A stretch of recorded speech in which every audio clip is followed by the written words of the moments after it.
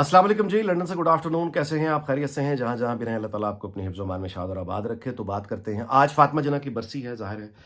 तो इसका क्या ताल्लुक़ है 9 मई से, जो भी हमने फ़ौज पर हमले देखे हैं और फिफ्थ जनरेशन वॉर और झूठे प्रोपेगेंडे और ये सब, इस पर बात करते हैं। आमिर गौरी की कल की जो खबर, जिस पर उन्होंने बताया था कि नवाज शरीफ को जो 2017 में जो हुकूमत उसकी डीरेल झूठे इल्ज़ाम लगा के जो उसको हटाया गया, दरअसल वजह ये थी कि वो सी पैक के मंसूबे पर अमल कर रहा था। वो चीन के साथ पाकिस्तान की खुशहाली के रास्ते देख रहा था, जिस पर अमेरिकन लॉबी को एतराज़ हुआ और इसको, यानी नवाज शरीफ को, उसकी सज़ा मिली। तो उस पर जो रद्द अमल है, कुछ उस पर बात करते हैं। और आज की तारीख क्यों ज़रूरी है कि हम उसको समझें, ख़ास तौर पे पीटीआई के जो हमारे दोस्त हैं, बेशक वो गालम गलोच करते रहें, लेकिन दरख्वास्त ये है कि बात ज़रूर सुन लें और अपने फ़ोन, जो भी आप जिस पे ये देख रहे हैं, वेरीफाई करें जो मैं गुफ्तगू कर रहा हूँ, ताकि आपको अंदाज़ा हो कि तारीख जो है वो ना 2011 से शुरू हुई है और ना ही 2021 से शुरू हुई है। क्या ताल्लुक़ है आज के दिन का फातिमा जिन्ना की ज़ात से? तो मुख्तसर तरीन मामला ये है कि जब अयूब खान आया, पाकिस्तान में पहला मार्शल लॉ लगा, तो उस वक्त की जो मुत्तहिदा अपोजिशन थी, वो सारे के सारे, जिनमें मौलाना मौदूदी शामिल थे। मौलाना मौदूदी वो आदमी हैं जिन्होंने औरत की हुक्मरानी के ख़िलाफ़ फतवा दिया था, लेकिन वो भी फातिमा जिन्ना के पास हाज़िर हुए कि आप हमारी रहनुमाई करें, यानी आप एक रेफरेंडम हुआ था कि आप मतलब हमारे साथ एक कैंपेन चलाएं अपोजिशन के साथ मिलकर अयूब खान के खिलाफ, ताकि मार्शल लॉ से हमारी जान छूटे। और मदूदी से ये सवाल पूछा गया था कि आप तो औरत की सरबराही के खिलाफ हैं, जिसका उसने जवाब दिया फिर कि हालात इस तरह के गैर मामूली हैं। एनीवे, तो वो फातिमा जिन्ना के पीछे, यानी मुत्तहिदा पाकिस्तान, यानी मशरक़ी पाकिस्तान और मगरबी पाकिस्तान के सारे लोग अगर किसी शख्सियत पर इकट्ठे थे, तो वो मोहतरमा फातिमा जिन्ना की ज़ात थी। शेख मुजीबुर रहमान, जिसको बाद में गद्दार बनाया गया, वो ढाका में उस रेफरेंडम में फातिमा जिन्ना का पोलिंग एजेंट था। जुल्फ़िकार अली खोसा भी वैसा ही देरा गाजी खान का इलाका था। खैर, एनीवे, तो ये हुआ था। अच्छा, उस रेफरेंडम में उस ज़माने का फिर वो जो कैंपेन फिफ्थ जनरेशन वॉर, ये जो अब प्रोपेगेंडा वॉर आपको जो जहन में भरा गया है ना, नवाज शरीफ गद्दार, जरदारी गद्दार, सारे चोर, एक्सक्यूज मी, मौलाना फजलुर रहमान गद्दार, सिर्फ एक इमरान खान। उस ज़माने की जो प्रोपेगेंडा फिफ्थ जनरेशन वॉर थी, वो ये थी कि फातिमा जिन्ना के ख़िलाफ़ थी वो। तो फातिमा जिन्ना को ये इजाज़त नहीं थी कि वो उस ज़माने के अखबारात में उनका कोई कैंपेन चल सकती, पाबंदियाँ थीं। टेलीविज़न एक ही था, रेडियो एक ही था, फातिमा जिन्ना का कोई, यानी कट से कट, कम से कम। और अयूब खान की मतलब मुकम्मल बंदूक और हर तरफ उसकी शोहरत। तो वो जो इश्तिहार उसने छपवाए, उसने फातिमा जिन्ना को, मादरे मिल्लत कायदे आज़म की बहन को, उसने कहा कि ये अफ़गानी एजेंट है, ये भारतीय एजेंट है। याद रहे, बैरूनी एजेंट जब किसी को कहा जाता है तो उसकी सज़ा मौत होती है। तो उसको सज़ाए मौत एक तरह से ऐलान किया गया उन इश्तिहारों में। उसकी गैस काटी गई, पानी का बिल, यानी पानी काटा गया, इल्ज़ामात। उसके अलावा उसकी किरदार कुशी बहुत की गई।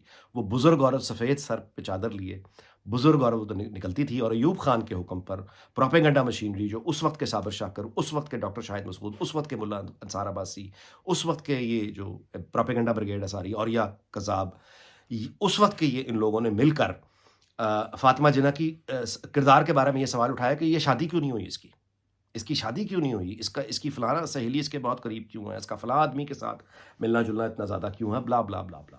ये किरदार कुशी सबसे पहले फातिमा जिन्ना पर हुई। अब जब फातिमा जिन्ना को बैरूनी एजेंट बनाया गया, जब फातिमा जिन्ना की किरदार कुशी कर दी गई, जो कि माँ थी, तो फिर क्या हैसियत थी बेनज़ीर भुट्टो की और जुल्फ़िकार अली भुट्टो की, या नवाज शरीफ की और मरियम नवाज़ की, या बिलावल भुट्टो की क्या हैसियत है? यहाँ पे तो ये हुआ है। आप मेरी बात समझ रहे हैं? तो इसको समझना इसलिए ज़रूरी है कि ये शुरू से एक मामला चल रहा है, ये क्या हो रहा है। इसकी ये जो 9 मई हुआ है, ये अकेला इमरान खान इसको कह देना ठीक है, आसान काम है, लेकिन इसकी जड़ें जो हैं वो कहाँ जा रही हैं? वो अयूब खान के पास जा रही हैं। और इसका मसले का, यानी प्रॉब्लम क्या है? कानून आइन की हुक्मरानी चूँकि नहीं थी। अगर आइन और कानून की हुक्मरानी होती तो अयूब खान को सज़ा मिलती, जिसके बाद कभी ये ज़रूरत, लेकिन चूँकि ऐसा नहीं है। अब आप सुने, फिर गलती के बाद गलती के बाद दूसरी गलती के बाद बेड़ा कैसे गर्क होता है? ये नहीं, बेड़ा ऐसे गर्क होता है कि जब फातिमा जिन्ना को बंदूक पकड़ के अयूब खान ने हरा दिया, तो मिसाल के तौर पे कराची में महाजिर कम्युनिटी के लोग थे, वो मातमी जुलूस निकाल रहे थे, तो इस गौहर अयूब ने, जो अयूब खान का बेटा था, इसने उस जुलूस पर गोलियां चला दी हैं। फातिहाना जश्न मनाने निकले थे, उन्होंने गोलियां चला दी। वो नफरत का पहला बीज था महाजिर कम्युनिटी में। مشرقی پاکستانیوں کو پہلی مرتبہ اندازہ ہوا کہ ہمارا اس ملک میں کوئی فیوچر نہیں ہوگا، جس کے بعد مشرقی پاکستان میں علیحدگی کی بنیاد رکھی گئی۔ ایوب خان، اچھا اس کے بعد ایوب خان کے مشیروں نے مشورہ دیا کہ اب آپ اتنے ذلیل و خوار ہو چکے ہیں، بہت بدنامی ہو رہی ہے، فاطمہ جناح کو ہرا کے لوگ بڑی نفرت کر رہے ہیں، تو اگر کشمیر پر کا حصہ اگر ہم انڈیا سے کچھ کھینچ لیں تو مقبولیت آ جائے گی، شہرت آ جائے گی، آپ کا وہ معاملہ۔ اب آپ دیکھیں غلطی کے بعد غلطی کیا ہو رہی ہے، اس نے اسٹریٹجی بنائی، ٹھیک ہے، یہ کارگل جو ہوا ہے یہ ناکام ابھی نہیں، یہ پہلا Kargil operation Gibraltar, operation Gibraltar کیا تھا گوگل کریں، اس کے بعد ایک تھا operation grand slam, grand slam Google کریں، یہ سب ایوب خان۔ ان آپریشنز کے نتیجے میں جو کیوں شروع کیا گیا، کیونکہ فاطمہ جناح کو بندوق لے کر آیا ہوا تھا تو شہرت چاہیے تھی پازیٹو، دوسرا بلنڈر کر دیا، اس کے نتیجے میں 65 کی جنگ ہو گئی، لیا دیا کچھ بھی نہیں، بھاگ گئے، معاہدہ تاشکند کر کے سائن کر کے آ گئے۔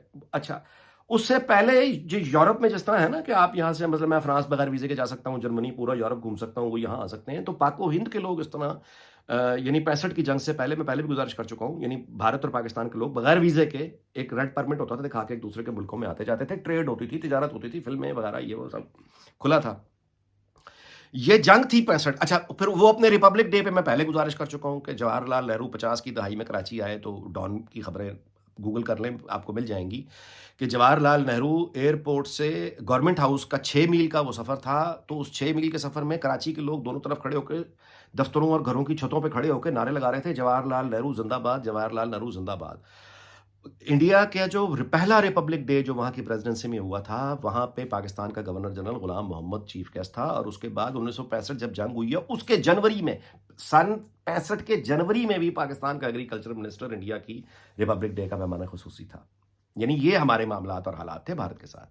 لیکن فاطمہ جناح کو ایوب خان نے بندوق سے ہرایا، اس کے بعد شہرت حاصل کرنے کے لیے، بدنامی ختم کرنے کے لیے وہ آپریشن شروع کیا، اس کے نتیجے میں جنگ ہوئی، ایئر فورس نے ہمیں بچا لیا، پاکستان ایئر فورس نے بچا لیا، ورنہ ہمارا قصہ ختم ہو گیا تھا۔ میں آپ سے گزارش کروں، یہ ایئر فورس کو سلوٹ ہے، ان سنگ ہیروز، ایئر فورس سب سے کم اپریشیٹڈ اور ایڈمائرڈ ہے۔ ابھی بھی دیکھیں گے فروری میں پچھلے 2-3 سال پہلے عمران کے دور حکومت میں اسی ایئر فورس نے عزت رکھی۔ خیر، تو اب آپ بلنڈر کے بعد بلنڈر دیکھتے چلے جائیں نا، تو اس کے پیسہ انڈیا کا تو کچھ نہیں بڑھا، 65 کی جنگ کے بعد ہم مارے گئے، ہمارے بارڈر بند ہو گئے، اس کے بعد پھر اچھا تو یہ قانون کی چونکہ حکمرانی آئین کی نہیں قائم ہوئی، تو پھر وہ نفرت وہاں سے چل رہی ہے۔ یحییٰ خان آیا، ملک ہی ٹوٹ گیا، نہ ایوب خان کو کچھ کہا جا سکا، نہ یحییٰ خان کو کچھ کہا جا سکا۔ جو آدمی وہ قیدی، جنگی قیدی چھڑا کے لایا تھا، اس کا نام ذوالفقار علی بھٹو تھا، اس کو پھانسی چڑھا دیا۔ جنرل ضیاء الحق کو کبھی کچھ نہیں، کوئی کچھ نہیں اس کو کہہ سکا۔ اور جس آدمی نے ایٹمی دھماکے کر کے آئندہ شکست کو یعنی اس کا باب بند کر دیا کہ اب دفاع ناقابل تسخیر ہے، وہ آدمی کارگل کے بعد وہ بھی جیل میں پڑا ہوا تھا۔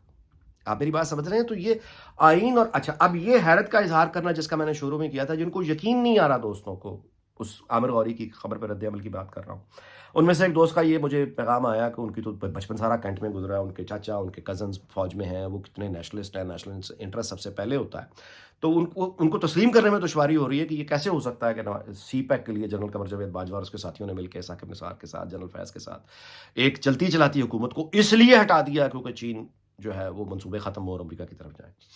تو ان کے لیے حاضر میں آپ سے گزارش کروں کہ دیکھیے یہ جو دلیل ہے نا کہ کوئی یعنی فوج میں ہے، جنرل ہے، تو وہ نیشنل انٹرسٹ کے خلاف کیسے جائے گا؟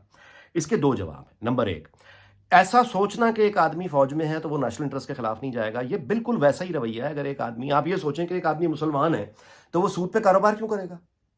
میں پرائیویٹ سود کی بات کر رہا ہوں، یہ جو گلیوں بازاروں میں ہمارے ہاں ہر جگہ چل رہا ہے، 10,000 12,000 پھیری والے، مزدور، سائیکل پنچر والے، ان کے اوپر جو چھوٹے چھوٹے ساہوکار بیٹھ کے لاکھ روپے تک کے سود پر قرضے دیتے ہیں، تو آپ یہ کہیں پھر مسلمان ہے کوئی سود پہ کیسے کاروبار کر سکتا ہے؟ آپ یہ حیرت کا اظہار کریں گے کہ مسلمان ہے وہ کیسے ڈکیتی مار سکتا ہے، جرم کیسے کر سکتا ہے؟ یہ بالکل ایسی بات ہے۔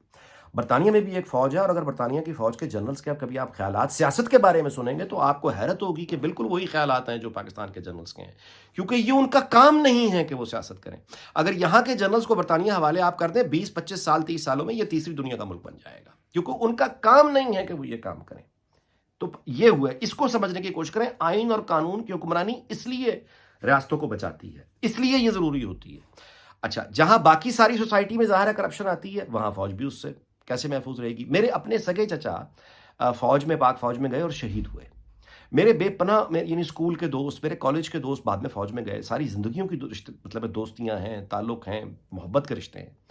میں خود ذاتی طور پر اس بات کو جانتا ہوں کہ ایک فوجی کے نزدیک نیشنل انٹرسٹ سب سے پہلے ہوتا ہے۔ وہ آخری درجے کا پیٹریوٹ اور نیشنلسٹ ہوتا ہے، اور میں ان کے اس تمام جذبے کو سلام کرتا ہوں. لیکن ان لوگوں میں بھی، فوج میں بھی یا پولیس میں بھی یا کسٹم میں بھی، پوری سوسائٹی میں رول آف لا اگر نہیں ہوگا، ڈسپلن توڑنے کی خلاف، یعنی ڈسپلن کی خلاف ورزی کی سزا دی جاتی ہے نا فوج میں، ڈسپلن توڑنے کی درمیانے درجے تک دی جاتی ہے. اعلیٰ ترین سطح پر جب ڈسپلن ٹوٹتا ہے، آئین ٹوٹتا ہے، تو وہاں پہ سزا نہیں دی جاتی. جب نہیں دی جاتی تو پھر اس کے نتیجے یہ نکلتے ہیں، اور اس کے نتیجے میں جب وہ لوگوں کی اجتماعی نفرت دیکھیں. پچھلے 1.5 سال سے جو ہم پاک فوج کے ساتھ جو گھٹیا کمپین کی گئی، پروپیگنڈا کمپین کی گئی، انہی کے پالے ہوئے لوگ تھے 5th جنریشن وار، جو پلٹ کر انہی کو پڑ گئے. یہ جو ہم نے نظارے دیکھے ہیں، اور اس کے بعد وہ تمام کے تمام جھوٹ کے پلیٹ فارم، وہ نیو نیوز ہو، وہ ایئر وائی نیوز ہو، جن کے پلیٹ فارم سے خانہ جنگی کی اپیلیں کی گئیں، جن کے پلیٹ فارم سے قتال کی، دوسروں پر جھوٹے فتوے لگاتے ہیں. یہ اور یہ قذاب، اس نے جھوٹے فتوے لگائے کہ وہ توہین مذہب کی، اس کی زندگی کو خطرے میں ڈال دیا. وہ ابصار عالم ہو، اس کے اہل خانہ ہو، دوسرے لوگ ہوں جن کے نام لے کے یہ کام کیا گیا، وہ تمام اڈے ویسے کے ویسے چل رہے ہیں. وہ قذاب ابھی تک آزاد ہے. آپ میری بات سمجھ رہے ہیں؟ تو اس کا مطلب یہ ہے کہ خود فوج اور ISI کا بھی وہ جو ماضی والی طاقت یہ انجوائے کیا کرتے تھے، انڈسپیوٹڈ، یعنی وداؤٹ چیلنج، وہ اب نہیں رہی ہے. آبادی کا سائز ہو گیا ہے، بڑھ گیا ہے. دوسرا یہ سوشل میڈیا نے دنیا تبدیل کر دی ہے. اور پیچھے یہ کہ چونکہ کارکردگی یہ ہے، ایوب خان، یحییٰ خان، جنرل ضیاء الحق، جنرل پرویز مشرف، یہ کارکردگی ہے. جنرل قمر جاوید باجوہ، یہ کارکردگی ہے. جب یہ کارکردگی ہوگی تو اس کارکردگی کے ساتھ آپ گانوں سے، ڈراموں سے، فلموں سے کب تک قوم کا دل بہلائیں گے؟ نہیں بہلتا. بھوک آتی ہے لوگوں کی کمٹمنٹ. تو اب وہ، میں آپ سے گزارش یہ کر رہا ہوں کہ اب اس مسلسل یہ جو تاریخ ہے اس کی وجہ سے 9 مئی ہوا ہے، اور 75-74 سال لگے ہیں یہ دن آنے میں. مغربی پاکستان میں جو ہم نے افسوسناک مناظر دیکھے ہیں، 74-75 سال لگے ہیں. خدا کے واسطے اس بات کو سمجھیں کہ اللہ نہ کرے میرے منہ میں خاک، اگلی دفعہ اگر ایسا کوئی حملہ ہوا تو 75 سال نہیں لگیں گے. ممکن ہے 75 مہینے، 75 ہفتے کے اندر یہ دوبارہ کام نہ ہو جائے. ہمیں سیکھنا ہوگا، اور نفرت کوئی علاج نہیں ہے، کوئی علاج نہیں ہے. ماضی اس لیے نہیں ہوتا کہ ہم ماضی کو اٹھا کے آج کے لوگوں کو، مطلب ہے وہ یعنی اپنی تنقید کا نشانہ بنائیں. ماضی کا ذکر کرنا ہوتا ہے کہ ہم اس سے سبق سیکھیں. اچھا، اب جنرل عاصم منیر سے یہ توقع کرنا کہ وہ 75-76 سال کی ساری برائیوں کو اکیلا آدمی اگلے 2.5 سالوں میں ختم کر دے گا، تو ظاہر ہے ایسا نہیں ہوگا. کسی سے بھی ایک فرد واحد صحیح توقع کرنا، ایسا نہیں ہوگا. یہ بطور اس مطلب ہے اس کا کوئی نہ کوئی فارمولہ، کوئی نہ کوئی آئین کی حکمرانی، قانون کی حکمرانی قائم کرنے کے لیے کوئی نیشنل ڈائیلاگ ہو، جس میں سارے سٹیک ہولڈرز بیٹھیں اور مل کے ایک دفعہ یہ طے کریں. ورنہ اللہ معاف کرے، کشتی پوری ڈوب گئی خدا نہ خواستہ، تو پھر فاتح کون ہوگا؟ یہ جھوٹ کے پلیٹ فارم جو چل رہے ہیں ابھی تک، فیکٹریاں، اس کا مطلب انہیں کہیں نہ کہیں سے حمایت حاصل ہے نا. تو اگر یہ ایبسولوٹ اتھارٹی ہوتی جنرل عاصم منیر کے پاس یا خود فوج اور ISI کے پاس، تو اب تک یہ ادارے بند ہو چکے ہوتے. لیکن نہیں ہو رہے.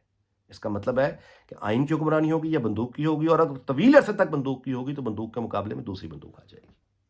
تو اس کا مظاہرہ ہم نے دیکھ لیا ہے.